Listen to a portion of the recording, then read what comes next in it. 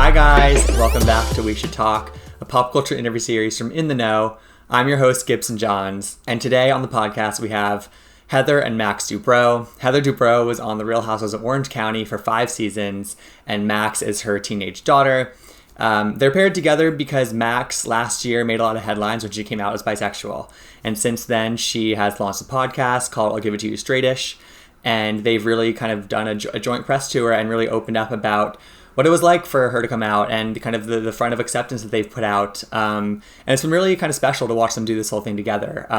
Heather was on Real Housewives, and she launched a podcast called Heather Dubrow's World, I think with like a year left in her Real Housewives stint. And it has since become like a huge podcast. It's surpassed 100 million downloads. And so together they're sort of like taking on this podcasting world and it's just kind of fun. And so I had them on the podcast to talk about podcasting, to talk about telling their stories and sharing embarrassing stories about one another. We talked about Max's coming out and sort of, the responses they've gotten from that and kind of what they thought about before making that announcement. And it was really interesting what they had to say about that. And I also had Heather kind of look back at some of her Real Housewives and how she thinks about it now that she's several years removed from that experience. So keep listening from that interview with Max and Heather Dubrow. But first, there really is only one thing that is on my mind when it comes to pop culture right now, and that is Framing Britney Spears, the new documentary on Hulu from the New York Times Presents series. It is about an hour and 15 minutes that basically takes you through Britney Spears' career and as it pertains to the Free Britney movement. And, a lot of people online, a lot of super fans of Britney, including myself, have said that, we didn't learn that much new information from this documentary. A lot of what it talks about was already known by people that are really following her situation closely.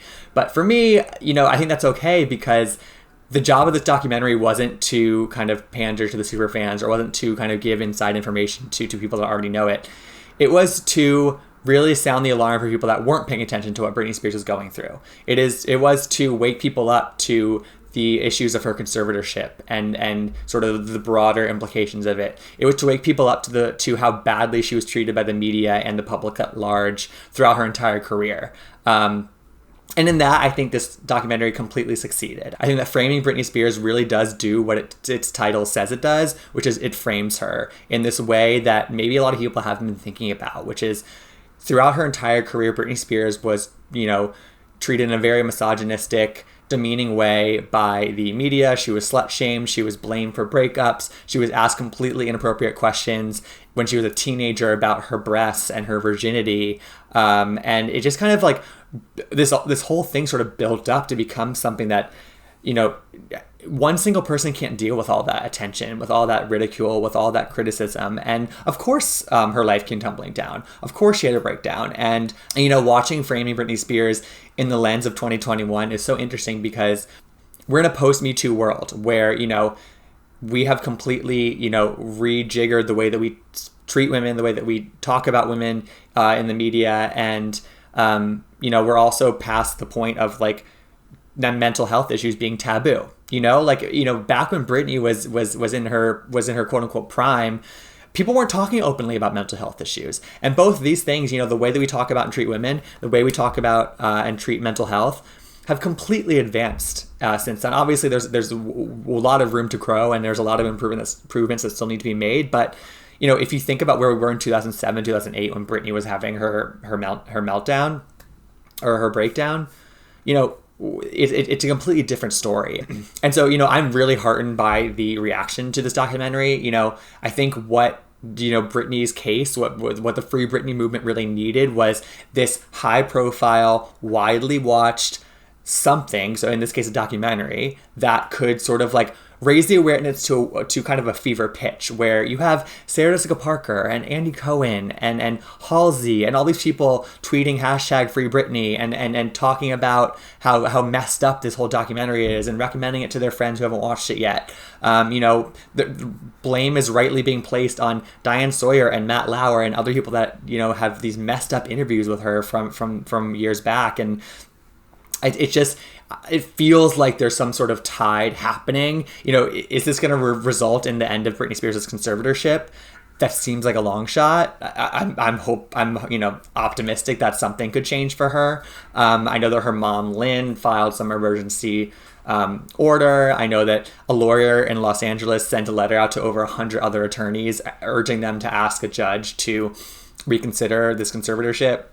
I know that Britney's boyfriend, he spoke out kind of for the first time and called Britney's dad a total dick, quote unquote. And he had never really said anything that direct about Britney's situation before. So there are little things already within the week of this documentary's release that are really kind of promising, some sort of change. And as a lifelong Britney fan, as somebody who has been a super fan of Britney Spears since I was 5 years old, I remember hearing Baby One More Time for the first time. I've been to, several of her tours. I went to her Las Vegas residency. I am a hardcore Britney Spears fan. I didn't really learn much from this documentary, but I am so excited by, the reaction to this and then the conversations that are being had around Britney. Apparently she's aware. There are reports that have come out that she is aware of the documentary. She hasn't seen it. She posted a video on her Instagram where she was like, finally, the event that we've all been waiting for last week, the Super Bowl. And to me, that was sort of like a tongue-in-cheek allusion to the documentary. Maybe I'm just seeing things. But again, for the people that have been sort of making fun of Britney's Instagram, for the people that had never really checked how they talked about her 10 years ago, for the people that really hadn't really thought deeply about the Free Britney movement because they thought it was a conspiracy or they thought it was just a thing that superfans were pushing, this narrative that was being pushed by superfans. No, this is all based in reality. There is a real issue happening with Britney Spears and something needs to change. And I'm excited that people are recognizing that on a broader level right now. And hopefully this is the first domino to fall to Free Britney. And that's the dream this year. And hopefully 2021 is that year for Britney Spears to finally take back control of her life. So yeah, if you haven't watched Framing Britney Spears on Hulu, you absolutely need to. It is essential watching. Even if you aren't a super fan of Britney Spears, it's worth taking a look at in terms of just sort of the way that, media has treated her and to reconsider sort of some of those narratives that you remember from back in the day. So anyway, watch Framing Britney Spears on Hulu and keep listening for my full interview with Heather and Max Dubrow, podcast hosts, former Real Housewives stars, and don't forget to rate, review, and subscribe to We Should Talk on Apple Podcasts or wherever you get your podcasts. Enjoy, guys.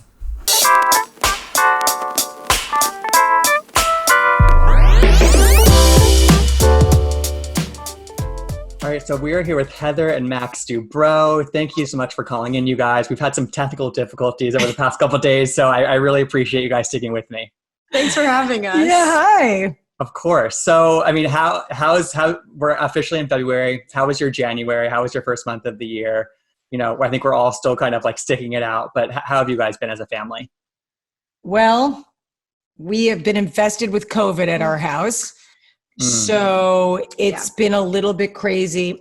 Thankfully, Terry has been fully vaccinated and stayed away from the rest of us, but we had, we've been as careful as we can for over a year. And unfortunately, one person came over. It's a very typical story, but we're so grateful that we got an incredibly mild case, all of us. And so many people have just gotten so sick and obviously have suffered so much. So we're just glad that it was a mild case and, we've stayed in the house. We're actually allowed to break free on Friday. Mm-hmm. Amazing. Yeah. It kind of just shows you that you can be as careful as possible and one tiny moment can just it's inescapable. So I'm again, knock on wood, I'm so glad that everyone's okay. It'll feel good to break out at the end of this week, I'm sure. For sure. Oh, we're going to be very happy, but still be careful. We're still going to mask, and I'm still getting, when it's my turn, I'm still getting the vaccine. Absolutely. I mean, inject me ASAP. So me too. Yep. So again, I mean, we started this interview a couple of days ago because again, we had technical difficulties because of the snowstorm in New York.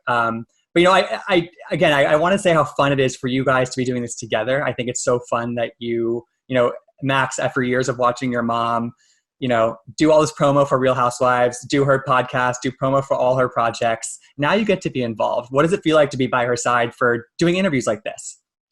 It's super cool. It's kind of unexpected because I always saw her doing it and I knew that she was going to do it for many years forward. But it's really cool to be able to do it with her and, to separate myself from the family and kind of get my own identity online while also still going to do things like this with her. You know what's Absolutely. so nice? You know, usually they tell you that they're going to hate you at this age, but That's not the case. No, she follows me around the house. Mom, mom, mom. We have a lot of fun together. It's been incredible to watch her sort of spread her wings and fly.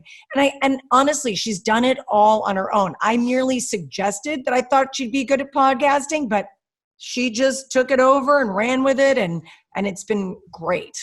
Heather, did you have any advice for Max when it came to just sort of like doing stuff like this and really putting herself out there? Because I mean, Max, you're still a teenager, and there is a lot to learn just about this whole sort of media entertainment industry complex. That there's a lot of different sides to it. And so I'm curious if you gave her any advice just about how to handle interviews or how to handle maybe negative feedback. Yeah, I mean, we've definitely had many conversations about all of that, but I would say some of the main things are, you know, just to don't be too precious with it. You know, some people, they want everything to be so perfect before they put something out that they never actually do anything, because we become, you know, victims of our own views of perfection and what's ready and whatnot. So I said, you know, just do it and listen to yourself and learn from it. And don't worry. There's always going to be people that love you. People are going to hate you. It doesn't matter. It's how you feel about yourself, and that you are authentically you and putting whatever your message is out. That's what you're putting out. And that's the most important thing. Because when you try to start pleasing people, that's just, can I curse? Yep. Go for it. Yeah, that's just a show. You know, you can't. And usually it takes a long time to learn those lessons. I still at this age, I'm learning those lessons as I go. So I'm like, you know, learn from my mistakes and learn that now. So much easier. Yeah. And in some ways, I feel like podcasting is sort of the best avenue to sort of start with, because there is so much sort of not leniency, but there's so much space to sort of find your voice, and there's no time constraints. It's you're editing, you're kind of in control of the editing, and you get to pick who comes on and who you have those conversations with. Max, have you found that it has been sort of like a welcoming medium for you to kind of cultivate and find your voice?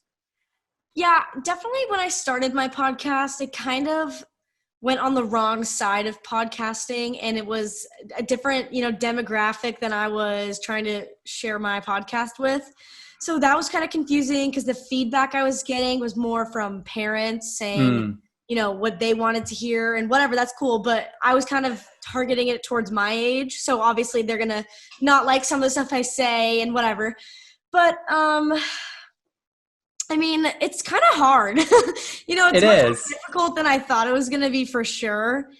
And, I mean, I'm still learning so much. And it was definitely, you know, the podcast community opened their arms to me. And I'm so grateful for everyone I've met while doing it. But it was still definitely a change. And you know what's interesting is about her age group, because I love that I mean, I don't even know anyone else her age that's podcasting. Me neither. No.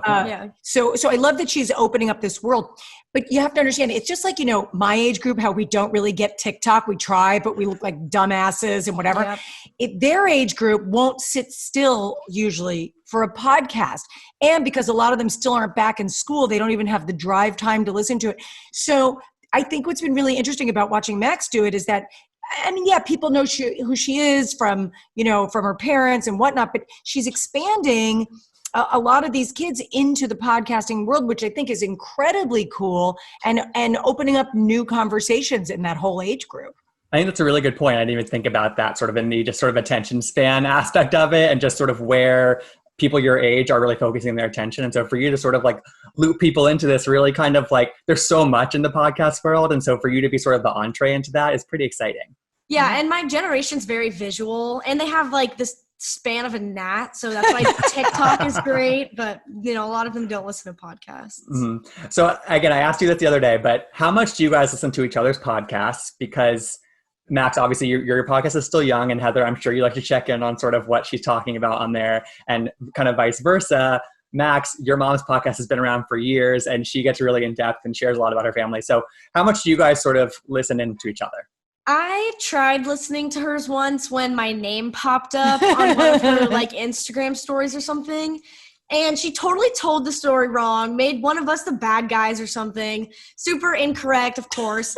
And so I was like texting her, really, Mom? Really? Like, first of all, it's different when there's a Instagram page of 20 followers and they're all Facebook moms, but this is what, millions of people. So it's so ridiculous. So I text her. So I try not to listen to it now because it's so annoying, and I can't. She's already posted it. It's not like I can do anything about it. So I try to walk the line between sharing subjects that I think are important conversations to have about being a parent, or, mistakes that I've made with the kids, or things that I think I've done well, the wins and kind of everything in between, while still trying to not piss them off and maintain their privacy. It's a very difficult line to walk. Always in the back of your mind, right? But it is in the back of my mind. But I also tell her this, and by the way, I tell my mother this as well. Don't listen. It's like reading my diary. Just go away. You do your thing. I will do my thing. But I do listen to her show, not to hear, not because I feel like I'm going to glean information that I don't know. Like I said, we're very close, but she's still allowed to have her life and her secrets, and she needs it. That's normal. Humans need that. She needs that. So I don't want her to feel like I'm invading her privacy or having her feel uncomfortable about it. But I am curious to hear how it's going. And I like hearing how well she's developing her voice and how nicely she speaks. Absolutely. And stuff like that. So I listen as far as that. And I think you're okay with that. Yeah. I mean, I don't really use my podcast like a journal because not only I have diarrhea of the mouth. I don't know what to yes, tell you. we know. But not only am I not really, I'm kind of an open book. So it's not like there's a lot to. No. Yeah. Right, but in the episodes that I listened to, Max, you are pretty sort of just forthcoming and just sort of, even if it doesn't feel like a big deal to you, I still feel like as a listener, it feels like you are opening up in a really cool way. So it's nice that you don't feel sort of like, oh my God, is mom listening? Like that. I think that's good. Yeah. And part of the reason why I asked is because, Heather, I listened to your most recent episode, and the first story you tell on your podcast is about La la la la. I don't want to ruin it for Max, but Max, I think you might want to listen to it. No. Diary. I'm totally going on that. No, diary. Not listening. What was it about? No, nothing. Max, I'm going to let you discover after this interview, and maybe you can circle back. I thought we were friends. All right, that relationship's over. But I think, I'm going to listen. To me, what that gets down to is like, I think what's so fun about your family, I think the reason why a lot of people have connected to Heather, not just you, but also your husband, also your kids, is that you're okay with telling sort of embarrassing stories about one another, and it's nothing off your back, and you just kind of let it roll. Or, I just think that you're all open books, and I think that probably comes like your kids learn from you. Has there ever been a moment where somebody did share too much, or there was sort of like a conversation where it's like, oh, like, did you have to say that? Or has that been a family conversation ever? I'm starting with this one. Yeah, you got to go to it. Well, first of all, when I started my podcast, I had to ask my mom, like, is there anything I can't talk about, right? Which, I mean, makes sense starting any type of platform. And she was like, no, not really. Like, obviously be mindful of things you want to say about the rest of the family, blah, blah, blah.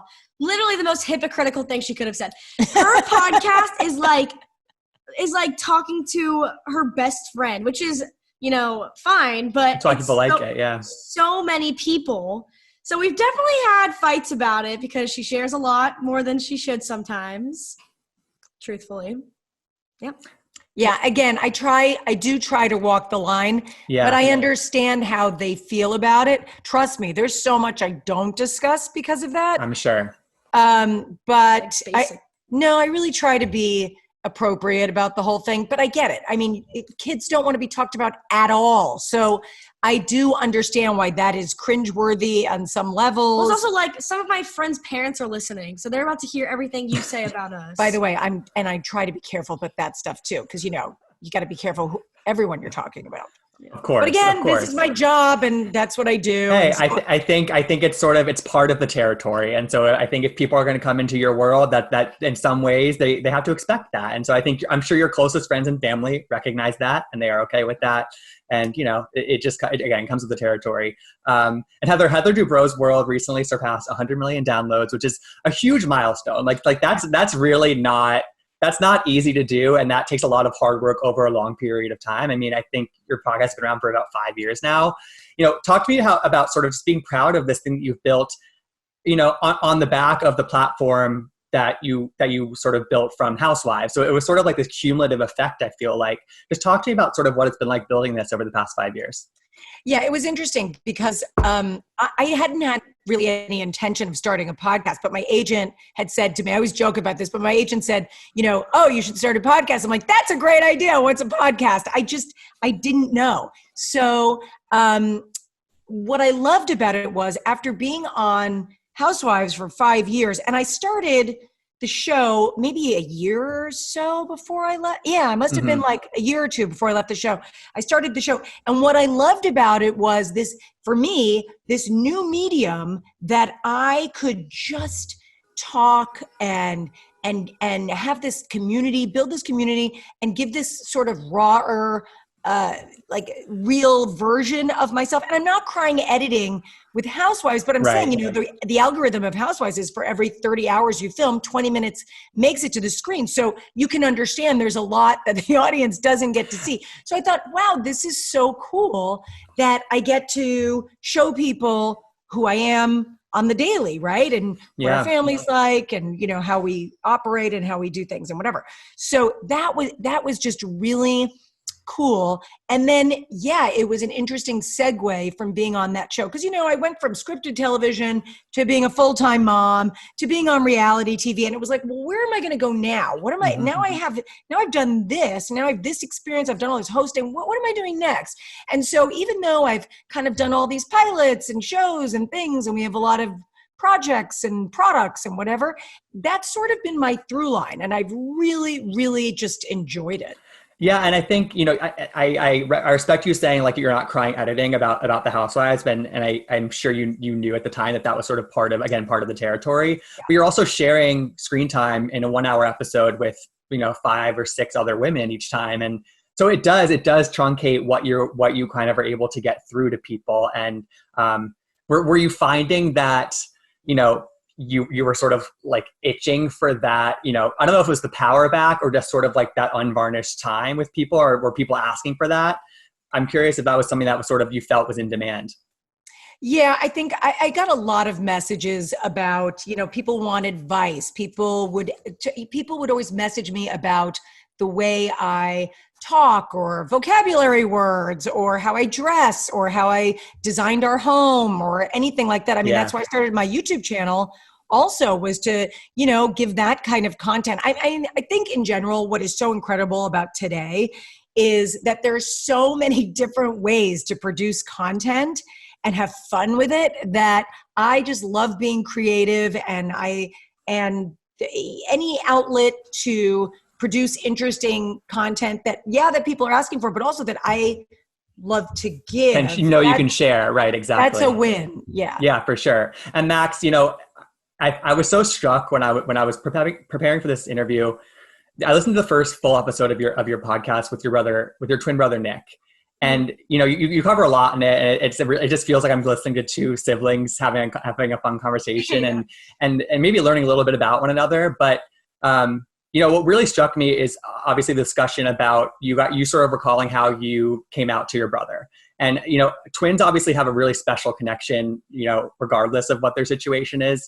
But I think it was, if you really think about it, it is incredibly special that anybody your age, younger, older than you, now has access to this conversation of just two siblings talking about this really important kind of topic that a lot of people don't get access to. And I'm curious if do you think deeply about that? Or again, is it just something that's sort of like, it is what it is with you? Because it is going to have an impact on people listening to that. I didn't even think about it until you just said that, but I mean, that's kind of cool. I didn't think about it.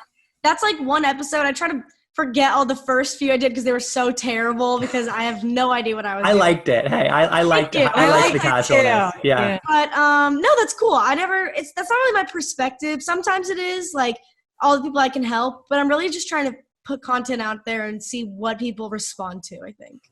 Yeah, for sure. And I feel like out of all, I mean, obviously your two of your siblings are a lot younger. But between you and Nick, I feel like you are the one that's really sort of leaning into sort of like creating this big platform for yourself. And it seems like you're really enjoying that. Has that always been natural to you? Was that spurred by the reaction to you coming out and sort of the amazing positive news that surrounded that? I'm just curious sort of what your mentality or shifting perspective on that has been. Yeah, I've always kind of been a like quote unquote content creator and always put myself out there. Like I did theater when I was younger. I have sung my whole life. You know, I a lot of theater. I was in debate, you know, so I've always been like a good public speaker and really put myself out there. So I definitely don't think anything changed from my coming out and I didn't decide anything very quickly. It's always been, I want to do something in the public eye and I want to create and show all the parts of myself, you know? Yeah. So I think it's just been like a long time coming and I finally found something that can help me hone on my craft and use as an outlet for all the other things I'm trying to do to, you know, build my platform to get everything else done. So. Yeah. And Heather, you know, I watched some of your joint interviews together before this interview. And, you know, I think you said at one point that before, when Max posted her Instagram coming out, when you wanted to repost it, you asked her for permission because you knew it would become a thing. And I love that you had that foresight, first of all, because I think, you know, instead of just jumping right into it, it's, you know, you have a lot of followers and you have a lot of eyes on you. Was there any hesitation for you? Because I feel like, you know, some of the old Bravo viewership or some of the OC viewership and some of the people in Orange County are maybe not as accepting, or maybe they aren't as, you know, liberal or, you know, just accepting of all people. That's something to consider. So I'm curious if what went through your head sort of in that moment, because it is a big moment. It really is. Yeah, nothing like that at all. I could care less. Good. What people think about my children and who they are and who they love. I mean, that's their own issues.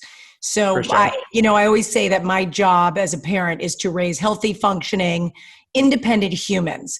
And anything in that category that works that way, I feel like I have done my job.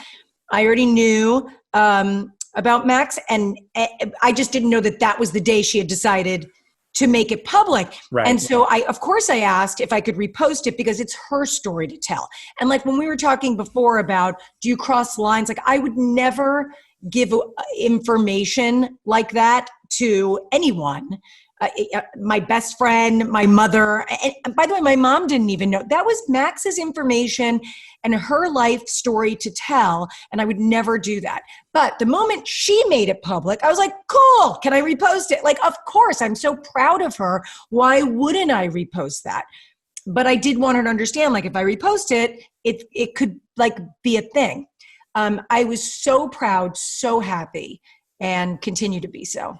Yeah. Well, last thing about this topic, but I just wanted to say, like, I want to commend you guys just for just the front of acceptance that you put out there, because obviously that reflects what's happening in your house, which is just a world of acceptance. But again, that's not the case in this country. Everywhere, it's not the case in the world. And I think any time that somebody in the public eye can put forth that image and encourage acceptance and show that it's just so easy to accept somebody in your family for who they are, you know, I think it's worth commending. And I just want to know kind of how many people have reached out to you, just like thanking you, because I know for a fact that happened, because I'm sure there are people that love to see it. I think it's funny that a lot of the articles written about it were about how accepting they were. Like, it was like, oh, Max came out, but look how accepting her parents were, which is like kind of sad that has to be spelled out for people, which, I mean, I guess it makes sense, but it's definitely like not something that should be expected. It should be expected that they would accept me.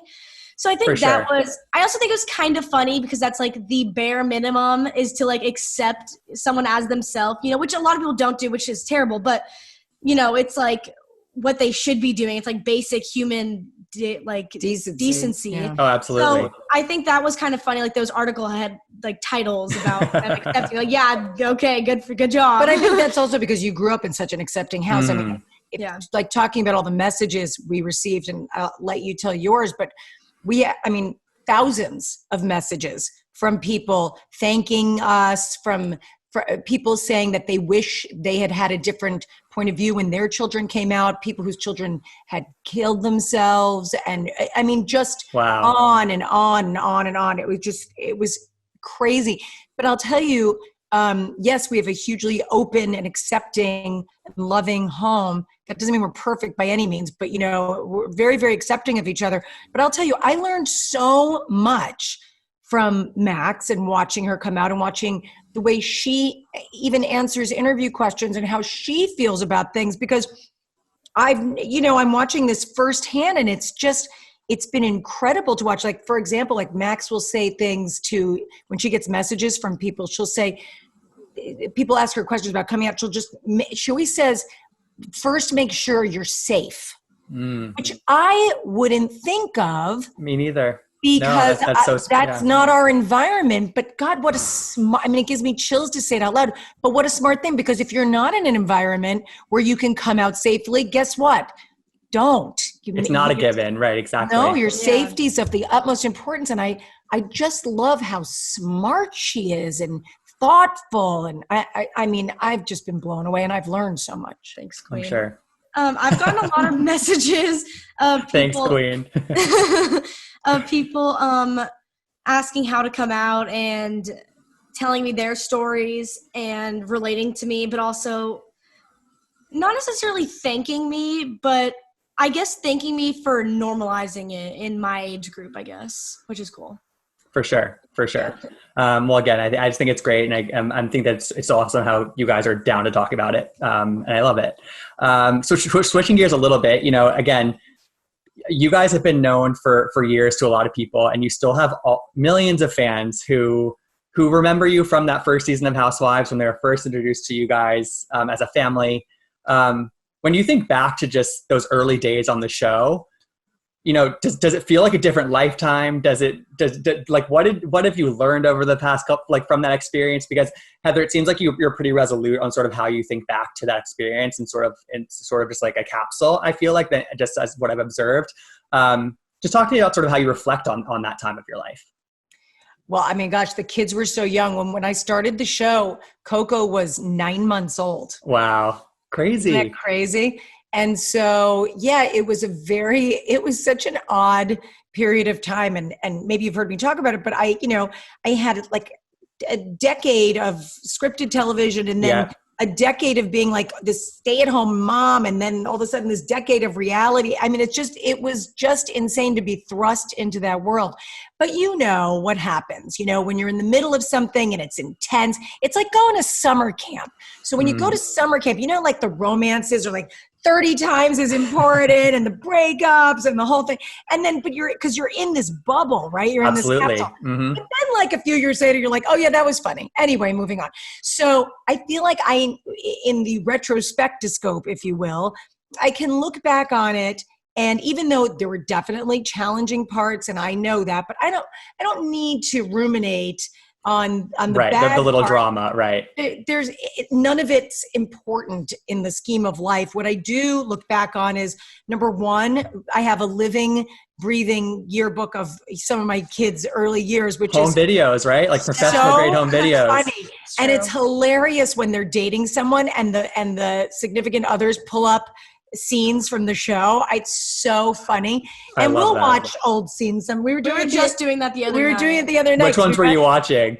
We watched the scene from Yom Kippur. Oh, right. We watched the scene from Yom Kippur. We were going to our friend's house, and we were in the car, and Nikki was like, I'm going to not hit my sisters this year. Yeah, I don't know. I had a weird New Jersey accent or something. It was so funny. She had like an East Coast accent. It was hilarious. So that's fun. The girls' trips were fun, and I consider myself part of a very cool piece of pop culture and a sorority that, not many people are a part of. So I'm super grateful for it. It was a great platform for our family, and I think it ended up net positive. So that's how I look back on it. Do you have memories? Wait, from your math, was I 7 when we started that show? I don't think so. I think it was after that. You were 7. That might be about it, because you've been off for 3 years now, right? 4. You were 4. You were on for 5. Oh my God. So it's like it's almost 10 years ago. I have a really bad memory. Yeah, 10 years ago. I was going to say I was 7, but I don't know. I don't really remember that. So cute. I just remember. I literally don't remember any of that time period. It was probably a blur. It was probably a blur for you, honestly, because I feel like, and you probably got so used to the cameras being around, I'm guessing. Oh, 100%. Yeah. I just remember they were moving into like that preteen tweener phase right as we were getting off. And it was definitely the right time at that time. Totally. And I feel like it's nice that you said it's a net positive experience looking back at it, because there has been a shift on that show in recent years. And I know you don't watch it anymore, but I think it's nice that you got out when you did, honestly, because there has been a shift. And so I think you benefited from it, and that's what we kind of need. I'm sure also sort of fans always are commenting like, come back, and or they remind you of this moment or whatever. How do you respond to people like that? Because I feel like it almost feels like it's sort of like an incessant choir of people you asking that. And I know that you probably don't want to, but how do you respond to fans that like urge, like they're always like, they tell Bravo, bring Heather back. And it's like, okay, what if she doesn't want to come back? You know what I mean? Like, like it's like they're pushing sort of a narrative on you. And I'm curious sort of what mentally that's like for you. You know what? Guess what? It's always so nice to be wanted and liked. I don't care what you want me back on. You just keep telling me nice things and I'll love to hear them. Perfect response, I think. So as we wrap it up here, I like to end with sort of two questions. And one is, I think last year was really tough for a lot of people. And there was a lot of things that got put on the back burner. There were a lot of really bad things that happened. And so I think in 2021, I want to be more like looking forward to things. And I'm curious what you guys, either individually or as a mother-daughter duo or as a family, are looking forward to. What's something that you're looking forward to either in the short term or in the long term? Oh, that's a good question. I think I'm looking forward to, weirdly enough, I would have to do this regardless of last year, but the college application season. I'm just excited to, it's just crazy. And it's just weird that I'm going to be 18 this year. That feels freaking weird. And I'm just excited to, I don't know. What are you excited for? I'm excited for a lot. I'm excited for them to apply to college. I think that's really cool. And because I want to see like what their next chapter is going to hold. Mm-hmm. I love that. Of course I'm sad about the thought of them leaving, but we're close and I know we'll always be connected and we'll visit. But this is what they're supposed to do. Exactly. You can't get in their way. Exactly. Yeah. And this is part of my job. So it means I'm doing my job well and it makes me happy. And I love seeing them succeed. So I'm excited about that. I'm excited. Terry and I have a new show on E coming out. It's supposed to come out this summer called 7 Year Stitch, which we're really excited about. What's the premise what's the premise? It's basically we're taking couples that are at that very precarious 7-year itch mark, and we're doing sort of an internal external makeover on them, kind of amazing. Opening up our Rolodexes and helping people. And there's a cool twist at the end, okay, which I can't tell you about, but it's going to be a really like fun, heartwarming, funny, sweet, crazy show. So we're really looking forward to that. And I'm looking forward to, we just broke ground on our house in Idaho. And we'll be spending news to Max. Well, because I usually throw a party, but it's like freezing and we can't travel yet, so we're not going. But as soon as we can, I'll be doing a little groundbreaking home tour. Come on, give us a home tour. Eventually. Of course, I'm going to take everyone through the building process. A second champagne button, maybe. I mean, come on. Well, maybe not. Or maybe it's like a hot apple cider, but something for the winter. Yeah, so I'm very excited about that. And honestly, getting my vaccine, I'm excited. I'm looking forward to that. I'm looking forward to seeing my family in New York, who I haven't seen in over a year. Wow. Which is just crazy. And I'm looking forward to, our country sort of healing and moving on in every sense of those words. Absolutely. Absolutely. And lastly, a fun one to end on. I know that I've been streaming like every single TV show like known to man. What have the Dubrows been watching recently that they want to recommend? Okay. So Mom and I binged Bridgerton together. Bridgerton! So good. Oh my God. Were you shook by the ending? Yes. Why would they tell us that? Why would they give us why would they tell us? I don't know. I wish they had taken the Gossip Girl route and made us wait like 6 seasons to find out. Yeah, But that's what I told you. Yes. Yeah, I know. Weird. But it's so brilliant. It's so I mean, good. it's so good. The Duke is so hot. Oh my God, I know. Oh. and next season's going to be about the older brother apparently. So they're going to follow his sort of like love journey, I guess. So Really? Do you think he shaved the sideburns? Because They're not cute. No. I hope so. Though I heard that those like that was like his actual real hair. What? That's what the actor said. That's what Jonathan Bailey said. So I hope he shaves them. Yeah, it's not Who's cute. gonna tell him? No, someone. Max, write him a letter. Give him a DM. Oh, I will. I'll put it I'll seal it like in Bridgerton. I love that. So Yeah, Bridgerton's the top of the list for you guys. Yeah, definitely. Yeah, What else have I it was so sad. It was only 8 episodes. I know. I know. It was so good though. And lastly, I'd love for you guys just plug your podcast and where can people follow you outside of the podcast as well? So I'm Heather Dubrow on all social media. I even do have a TikTok account, but I don't use it, so don't bother. Don't follow. And the podcast is Heather Dubrow's World, anywhere you find your podcasts. And the new show is called 7 Year Stitch. And I'm Max Dubrow, the daughter. And my podcast is I'll Give It to You Straightish. And on every platform, it's just Max Dubrow. So. Love it.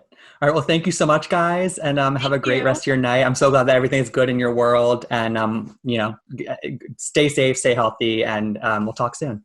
Thank you. You so too. much. Stay safe. Bye, guys. Bye. Thank you so much for listening. For more celebrity interviews, subscribe to We Should Talk on Apple Podcasts or wherever you get your podcasts. If you like what you heard, please rate and review us, as any show of support you can give us would be greatly appreciated.